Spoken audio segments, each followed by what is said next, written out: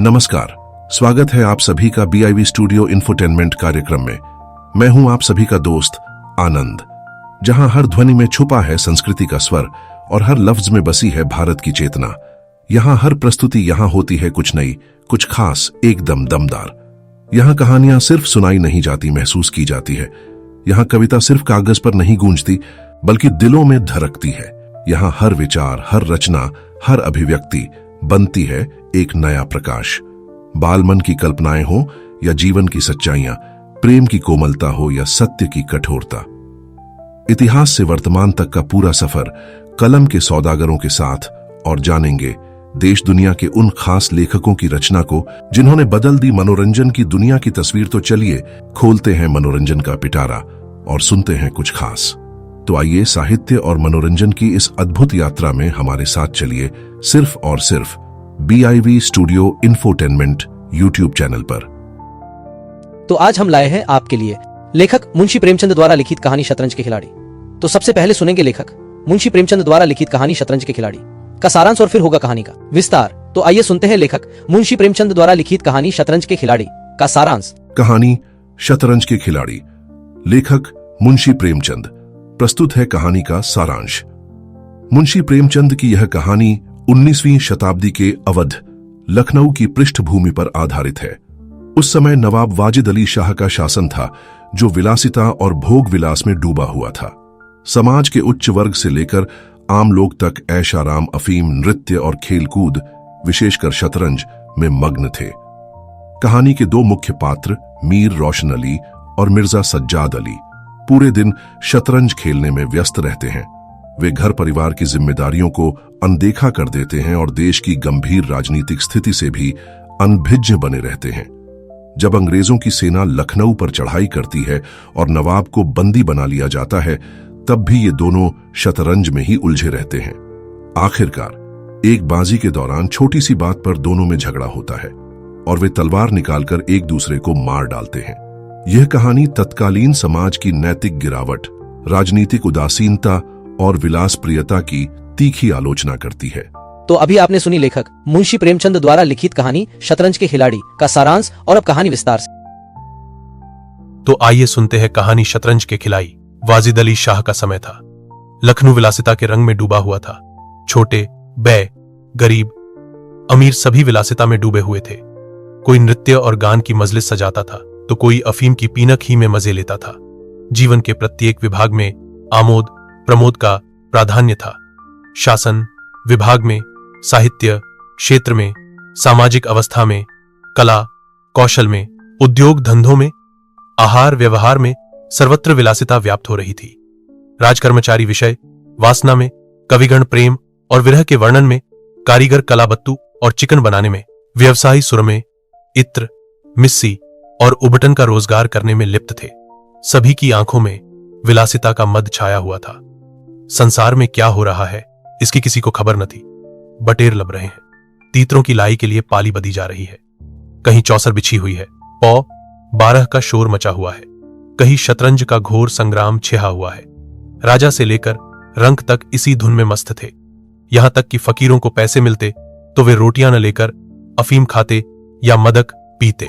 शतरंज, ताश, गंजिया खेलने से बुद्धि तीव्र होती है, विचार शक्ति का विकास होता है, पेचीदा मसलों को सुलझाने की आदत पड़ती है।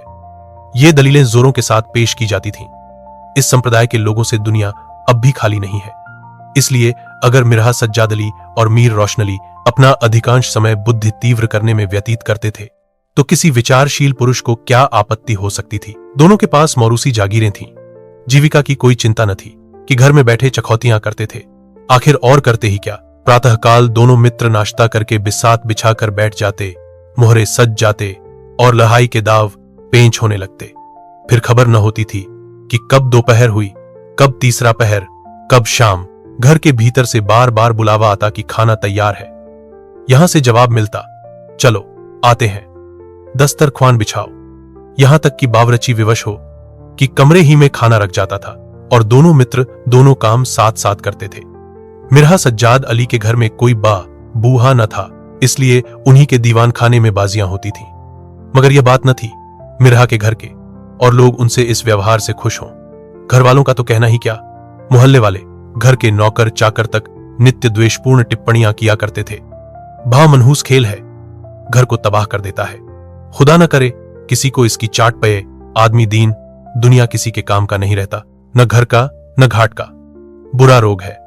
यहां तक कि मिर्गा की बेगम साहबा को इससे इतना द्वेष था कि अवसर खोज कर पति को लताती थीं, पर उन्हें इसका अवसर मुश्किल से मिलता था। वह सोती रहती थीं, तब तक बाजी बिछ जाती थी, और रात को जब सो जाती थीं, तब कहीं मिर्हाजी घर में आते थे। हां, नौकरों पर वह अपना गुस्सा उतारती रहती थीं। क्या पान मांगे हैं? कह दो, आकर ले जाया। खाने की फुर्सत नहीं है, ले जाकर खाना सिर पर पटक दो, खाएं चाहे कुत्ते को खिलाए। पर रूबरू वह भी कुछ न कह सकती थी। उनको अपने पति से उतना मलाल न था जितना मीर साहब से। उन्होंने उनका नाम मीर बिगाऊ रख छोड़ा था। शायद मिराजी अपनी सफाई देने के लिए सारा इल्जाम मीर साहब ही के सर थोप देते थे। एक दिन बेगम साहबा के सिर में दर्द होने लगा। उन्होंने लौंडी से कहा, जाकर मिर्हा साहब को बुला लो, किसी हकीम के यहां से दवा लाएं। दो, जल्दी कर। लौंडी गई तो मिर्हाजी ने कहा, चल अभी आते हैं। बेगम साहबा का मिजाज गर्म था। इतनी ताब कहां कि उनके सिर में दर्द हो और पति शतरंज खेलता रहे। चेहरा सुर्ख हो गया। लौंडी से कहा, जाकर कह अभी चलिए, नहीं तो वह आप ही हकीम के यहां चली जाएंगी। मिराजी भाई दिलचस्प बाजी खेल रहे थे। 2 ही किस्तों में मीर साहब की मात हुई जाती थी। झुंझलाकर बोले, क्या ऐसा दम लबों पर है? जरा सब्र नहीं होता? मिर, अरे तो जाकर सुन ही आइए ना। औरतें नाजुक मिजाज होती ही हैं। मिरा, जी हां, चला क्यों न जाऊं? 2 किस्तों में आपकी मात होती है। मीर, जनाब, इस भरोसे न रहिएगा। वह चाल सोची है कि आपके मुहरे धरे रहें और मात हो जाए। पर जाइए, सुन आइए, क्यों खामख्वाह उनका दिल दुखाइएगा? मीरा, इसी बात पर मात ही करके जाऊंगा। मीर, मैं खेलूंगा ही नहीं, आप जाकर सुन आइए। मीरा, अरे यार, जाना पड़ेगा हकीम के यहां। सिर दर्द खाक नहीं है, मुझे परेशान करने का बहाना है। मीर, कुछ भी हो, उनकी खातिर तो करनी ही पड़ेगी। मीरा, अच्छा, एक चाल और चल लूं। मीर, हरगी नहीं, जब तक आप सुन ना आएंगे मैं मुहरे में हाथ ही ना लगाऊंगा। मिर्हा साहब मजबूर होकर अंदर गए तो बेगम साहबा ने त्योरियां बदलकर लेकिन कराहते हुए कहा, तुम्हें निगोई शतरंज इतनी प्यारी है, चाहे कोई मर ही जाए पर उठने का नाम नहीं लेते। नौज, कोई तुम जैसा आदमी हो। मिरा, क्या कहूं? मीर साहबा मानते ही न थे। बही, मुश्किल से पीछा छुआकर आया हूं। बेगम, क्या जैसे वह खुद निखट्टू हैं वैसे ही सबको समझते हैं? उनके भी तो बाल बच्चे हैं, या सबका सफाया कर डाला? मिर्हा बहालती आदमी है, जब आ जाता है तब मजबूर होकर मुझे भी खेलना पड़ता है। बेगम, दुत्कार क्यों नहीं देते? मिर्हा बराबर के आदमी है, उम्र में दर्जे में मुझसे 2 अंगुल ऊंचे, मुलाहिगा करना ही पड़ता है। बेगम, तो मैं ही दुत्कारे देती हूं, नाराज हो जायो, कौन किसी की रोटियां चला देता है। रानी रूठेंगी, अपना सुहाग लेंगी। हरिया, जा बाहर से शतरंज उठा ला। मीर साहब से कहना, मियां अब न खेलेंगे, आप तशरीफ ले जाइए। मिरा, हाँ, कहीं ऐसा गजब भी न करना। जलील करना चाहती हो क्या? ठहर हरिया, कहां जाती है? बेगम, जाने क्यों नहीं देते? मेरा ही खून पिए, जो उसे रोके। अच्छा, उसे रोका, मुझे रोको तो जानू। यह कहकर बेगम साहबा झल्लाई हुई दीवान खाने की तरफ चली। मिर्रा बेचारे का रंग उग गया। बीबी की मिन्नतें करने लगे, खुदा के लिए तुम्हें हजरत हुसैन की कसम है, मेरी ही मैयत देखे जो उधर जाए। लेकिन बेगम ने एक न मानी। दीवान खाने के द्वार तक गईं, पर एकाएक पर पुरुष के सामने जाते हुए पांव बौंद से गए। भीतर झांका, संयोग से कमरा खाली था। मीर साहब ने 2 एक मोहरे इधर उधर कर दिए थे और अपनी सफाई जताने के लिए बाहर टहल रहे थे। फिर क्या था, बेगम ने अंदर पहुंचकर बाजी उलट दी। मोहरे कुछ तख्त के नीचे फेंक दिए, कुछ बाहर, और किवा अंदर से बंद करके कुंडी लगा दी।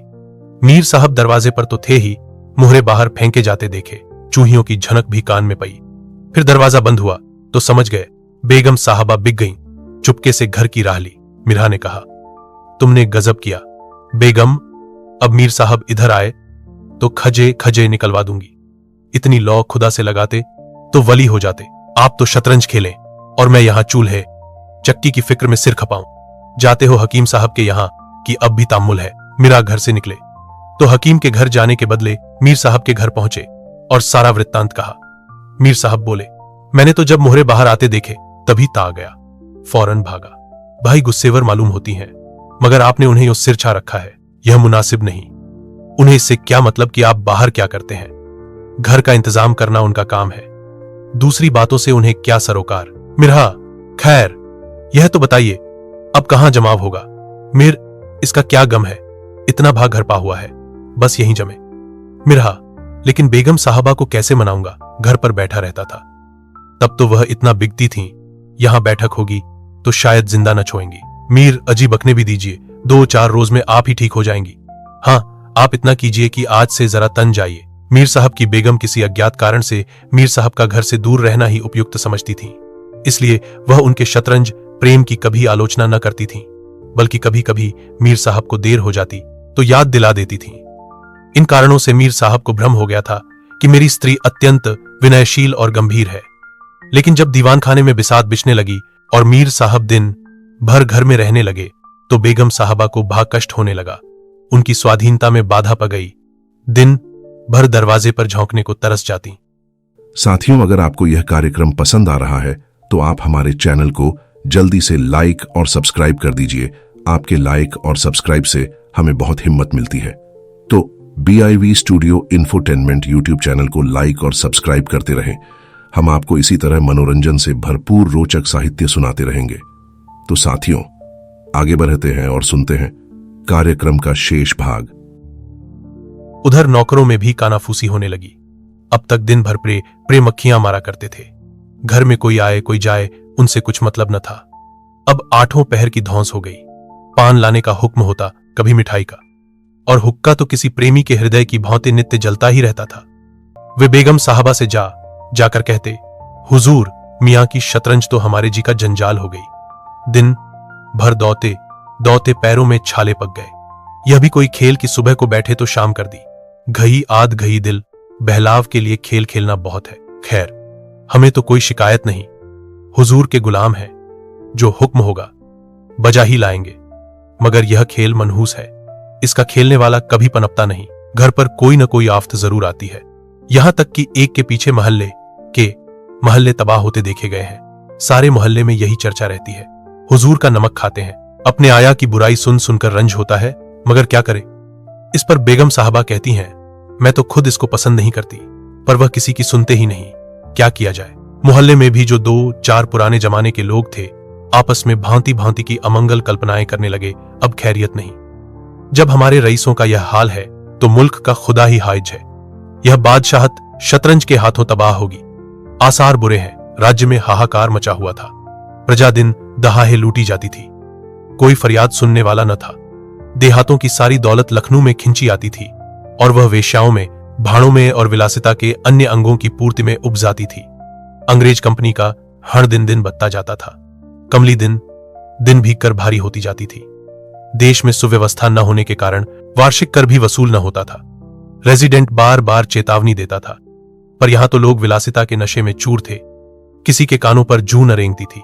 खैर, मीर साहब के दीवान खाने में शतरंज होते कई महीने गुजर गए।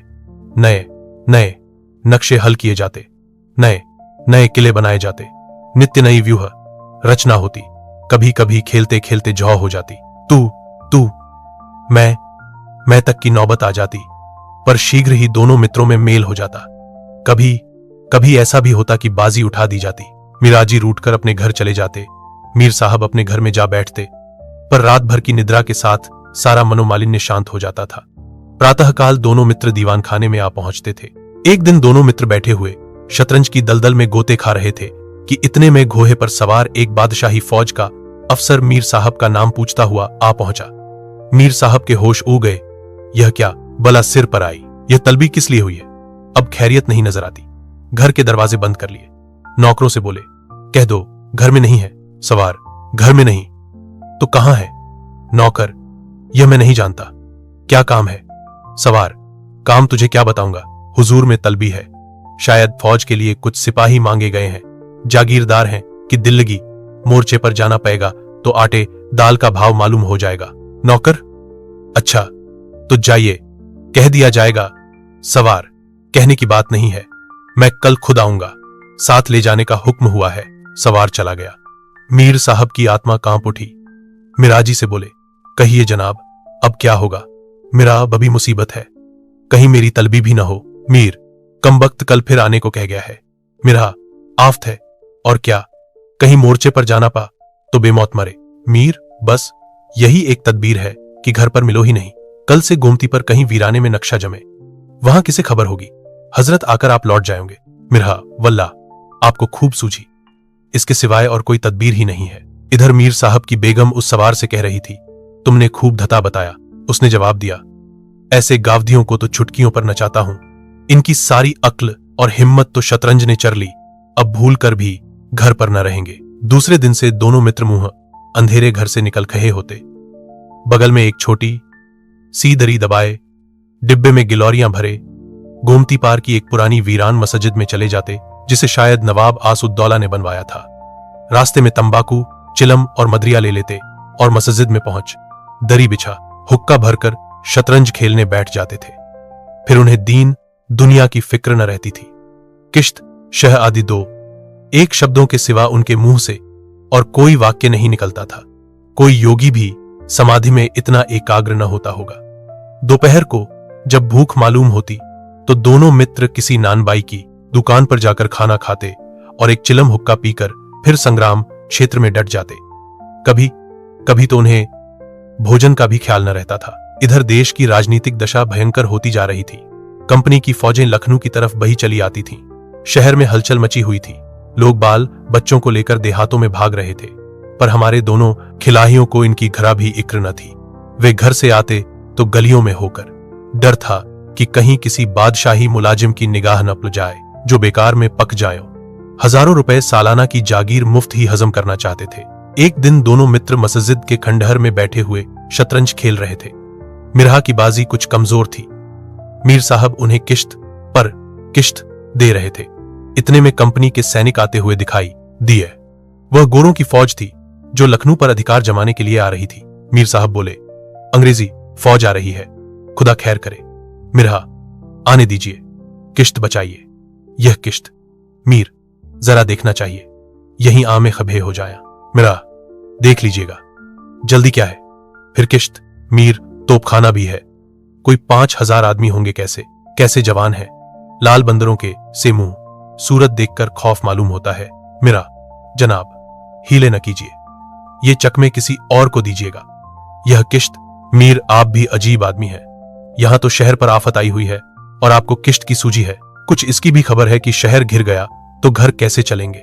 मिरहा, जब घर चलने का वक्त आएगा तो देखा जाएगा। यह किश्त बस, अब की शह में मात है। फौज निकल गई। 10 बजे का समय था। फिर बाजी बिछ गई। मिरा, आज खाने की कैसे ठहरेगी। मीर, अजी आज तो रुआ है, क्या आपको ज्यादा भूख मालूम होती है। मिरहा, जी नहीं, शहर में न जाने क्या हो रहा है। मीर, शहर में कुछ न हो रहा होगा, लोग खाना खाकर आराम से सो रहे होंगे। हुजूर नवाब साहब भी ऐशगाह में होंगे।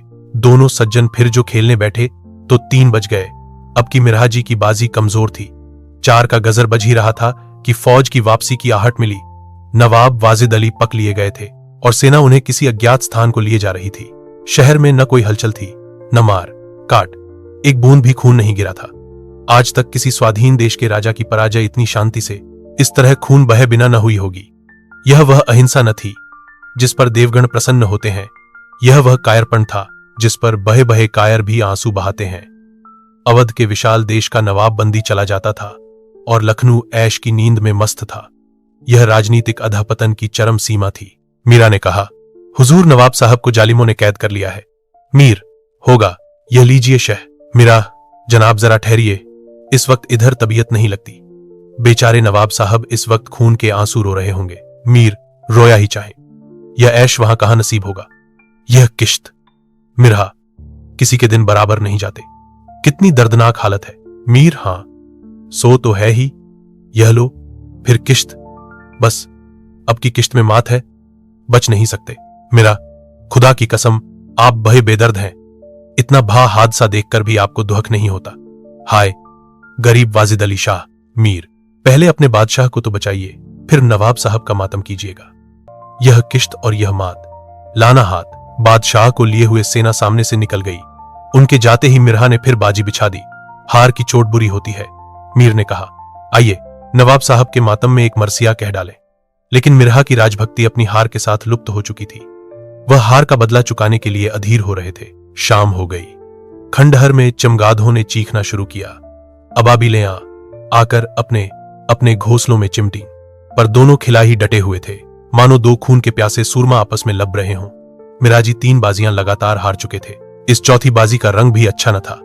वह बार बार जीतने का दृढ़ निश्चय करके संभल कर खेलते थे, लेकिन एक चाल ऐसी बेढब आपती थी जिससे बाजी खराब हो जाती थी। हर बार हार के साथ प्रतिकार की भावना और भी उग्र होती थी। उधर मीर साहब मारे उमंग के गजलें गाते थे, छुटकियां लेते थे, मानो कोई गुप्त धन पा गए हों। मिराजी सुनकर झुंझलाते और हार की झेम को मिटाने के लिए उनकी दाद देते थे, पर ज्यों-ज्यों बाजी कमजोर पड़ती थी, धैर्य हाथ से निकला जाता था। यहां तक कि वह बात बात पर झुंझलाने लगे। जनाब, आप चाल बदला न कीजिए। यह क्या कि एक चाल चले और फिर उसे बदल दिया। जो कुछ चलना हो एक बार चल दीजिए। यह आप मोहरे पर हाथ क्यों रखते हैं? मोहरे को छो दीजिए। जब तक आपको चाल न सूझे मोहरा छुइए ही नहीं। आप एक चाल आध घंटे में चलते हैं, इसकी सनद नहीं। जिसे एक चाल चलने में 5 मिनट से ज्यादा लगे उसकी मात समझी जाए। फिर आपने चाल बदली, चुपके से मोहरा वहीं रख दीजिए। मीर साहब का फर्जी पिटता था। बोले, मैंने चाल चली ही कब थी? मिरा, आप चाल चल चुके हैं, मोहरा वहीं रख दीजिए, उसी घर में। मीर, उस घर में क्यों रखूं? मैंने हाथ से मोहरा छोहा ही कब था? मिरा, मोहरा आप कयामत तक न छोएं तो क्या चाल ही न होगी। फर्जी पिटते देखा तो धांधली करने लगे। मीर, धांधली आप करते हैं। हार जीत तकदीर से होती है, धांधली करने से कोई नहीं जीतता। मिरा, तो इस बाजी में तो आपकी मात हो गई। मीर, मुझे क्यों मात होने लगी? मिरा, तो आप मोहरा उसी घर में रख दीजिए जहां पहले रखा था। मीर, वहां क्यों रखूं? नहीं रखता। मिरा, क्यों ना रखिएगा, आपको रखना होगा। तकरार बनने लगी। दोनों अपनी अपनी टेक पर रहे थे, न यह दबता था न वह। अप्रासंगिक बातें होने लगी। मिर्हा बोले, किसी ने खानदान में शतरंज खेली होती तब तो इसके कायदे जानते। वे तो हमेशा घास छीला करते, आप शतरंज क्या खेलिएगा? रियासत और ही चीज है, जागीर मिल जाने से ही कोई रईस नहीं हो जाता। मीर, क्या घास आपके अब्बाजान छीलते होंगे, यहां तो पीयों से शतरंज खेलते चले आ रहे हैं। मिरा, अजी जाइए भी। गाजिउद्दीन हैदर के यहां बावर्ची का काम करते करते उम्र गुजर गई, आज रईस बनने चले हैं। रईस बनना कुछ दिल लगी नहीं है। मीर, क्यों अपने बुजुर्गों के मुंह में कालिख लगाते हो? वे ही बावर्ची का काम करते होंगे, यहां तो हमेशा बादशाह के दस्तरख्वान पर खाना खाते चले आए हैं। मिरा, अरे चल चरकटे, बहुत ब कर बातें न कर। मीर, जबान संभालिए वरना बुरा होगा। मैं ऐसी बातें सुनने का आदी नहीं हूं। यहां तो किसी ने आंखें दिखाई कि उसकी आंखें निकाली। है हौसला? मिरा, आप मेरा हौसला देखना चाहते हैं तो फिर आइए, आज दो हाथ हो जाया, इधर या उधर। मीर, तो यहां तुमसे दबने वाला कौन? दोनों दोस्तों ने कमर से तलवारें निकाल ली।